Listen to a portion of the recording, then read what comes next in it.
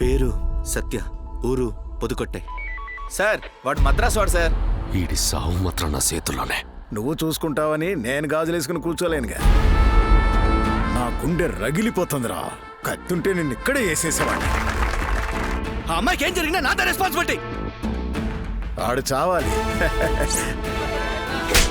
ఇష్టం వచ్చినట్టు రెచ్చిపోతున్నారు. మీకు అసలు బుద్ధి జ్ఞానం ఉందా లేదా? 2 ఏళ్ల క్రితం రాసుకున్న పగ ఇంకా సల్లారలేదంటే.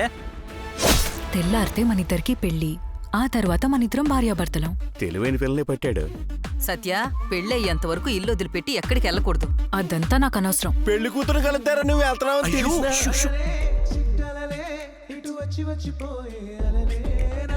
అది సర్లే గాని ఇప్పటిదాకా నా కోసం ఏం చేసావో చెప్పు. పైన లైఫే నీకు కదా.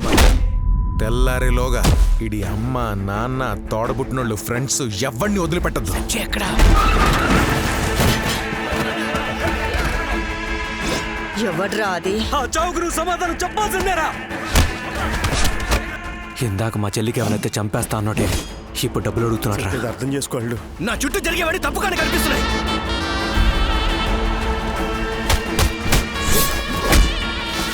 మన కుటుంబానికి గతి పట్టించుకోండి అంత ఈజీగా వదిలేస్తాను అనుకున్నావా?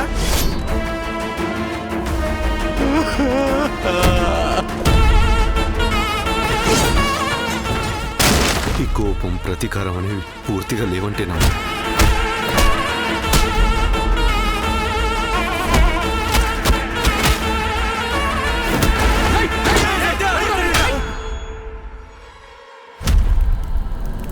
అందరికీ మంచి జరగాలనే కదా మాయ కోరుకున్నాను. నన్ను ఒంటరిగా వదిలి ఎక్కడికి వెళ్ళావు కదూ. కానీ అవేమీ జరగకుండా చివరికి రోడ్డు మీదకి వచ్చేసాను.